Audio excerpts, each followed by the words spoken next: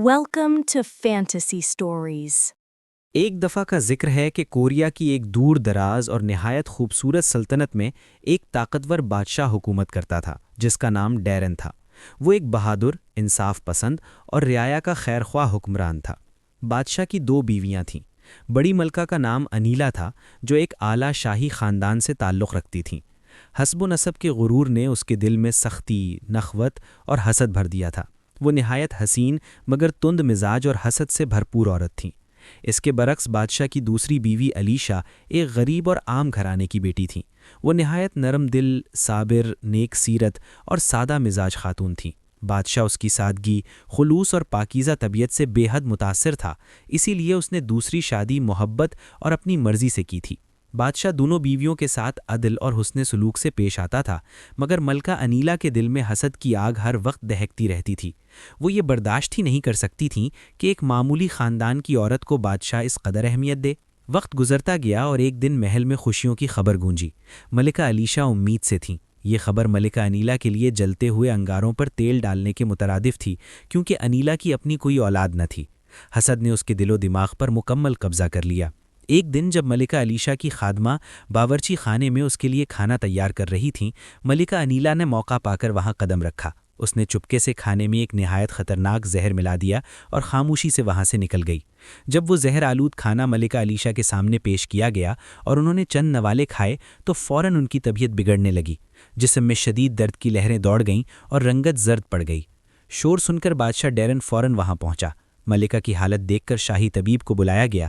طبیب نے نبض دیکھی اور پریشان ہو کر بولا، بادشاہ سلامت، ملکہ علیشا کی حالت نہایت تشویشناک ہے۔ انہیں کسی نے شدید زہریلا زہر دیا ہے۔ یہ بات ابھی مکمل بھی نہ ہوئی تھی کہ ملکہ انیلا وہاں آ پہنچی اور مکارانہ انداز میں بولیں، مجھے پہلے ہی شک تھا۔ میں نے خود اس خادمہ کو ملکہ علیشا کے کھانے میں مشکوک چیز ملاتے دیکھا تھا۔ یہی اس کی سازش ہے۔ اپنی محبوب بیوی کی حالت دیکھ کر بادشاہ حواس باختہ ہو چکا تھا۔ وہ بغیر تحقیق کیے انیلا کی باتوں میں آ گیا اور فوراً حکم دیا کہ خادمہ کو گرفتار کر کے قید خانے میں ڈال دیا جائے۔ اس کے بعد بادشاہ نے بے بسی سے طبیب کی طرف دیکھا اور کہا، کیا اس زہر کا کوئی علاج نہیں؟ کسی بھی طرح میری ملکہ اور میرے ہونے والے بچے کی جان بچا لیجیے۔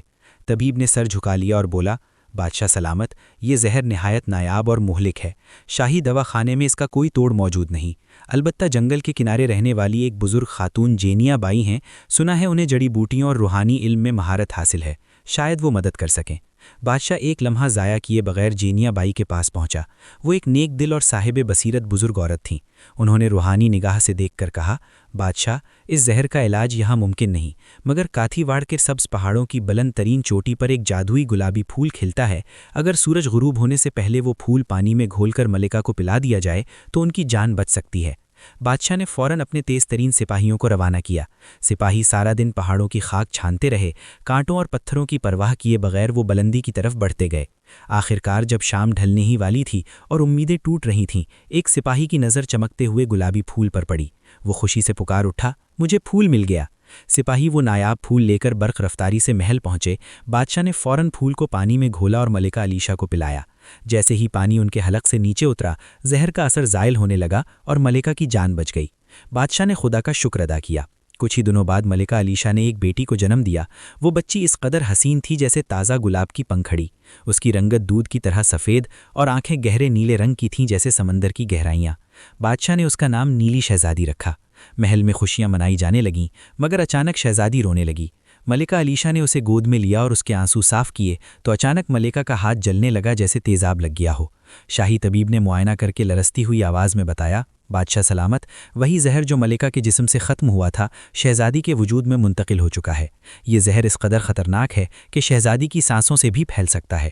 یہ خبر پورے ملک میں پھیل گئی۔ عوام محل کے باہر جمع ہو گئے اور شور مچانے لگے، شہزادی کو مار دو، ہمیں بچاؤ۔